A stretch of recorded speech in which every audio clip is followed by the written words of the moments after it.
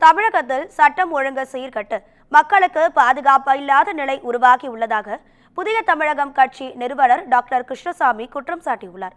தூத்துக்குடியில் கட்சி நிகழ்ச்சி ஒன்றில் பங்கேற்ற அவர் செய்தியாளர்களிடம் பேசுகையில், எந்த அடிப்படையில் புதிய கல்விக் கொள்கை வருகிறது என்பது குறித்து மத்திய அரசும் அதனை எதிர்க்க என்ன காரணம் என்று மாநில அரசும் விளக்க வேண்டும் என்றார். மாநில அரசாங்கத்துக்குமான ஒரு அதிகார பிரச்சனையா இருக்குதுங்க.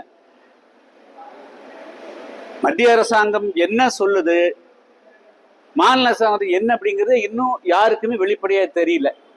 மத்திய அரசாங்கமும் தங்களுடைய நிலைப்பாடு என்னங்கிறத முதல்ல அவர்கள் சொல்லணும்.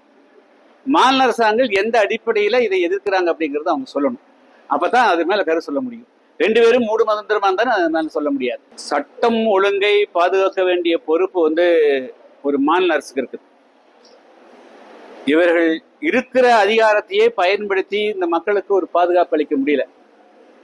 அதுவும் குறிப்பா பாத்தீங்கன்னா இந்த கற்பழிப்பு இதெல்லாம் தமிழ்நாட்டுக்கு ஒரு புதிய செய்திகளாக இருக்குது.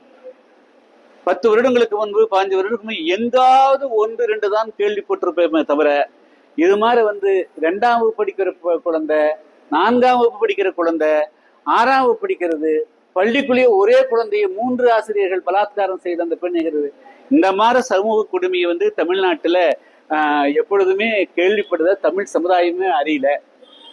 மொத்தமா சட்டம் ஒழுங்கு யாரு கட்டுப்படுத்தணுமோ அவங்க கையில இல்லை. இது முதல்ல தமிழ்நாட்டு சட்ட ஒழுங்கை ஒழுக்கமா அவரவர்கள் கையில் எடுத்துட்டாங்க. அவ்வளவுதான்.